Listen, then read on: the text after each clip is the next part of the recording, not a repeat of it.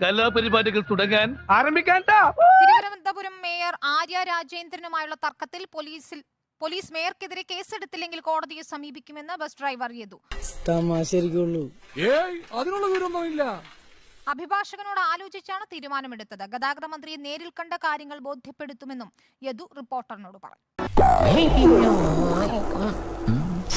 എന്താ ഉറക്കം വരുന്നു.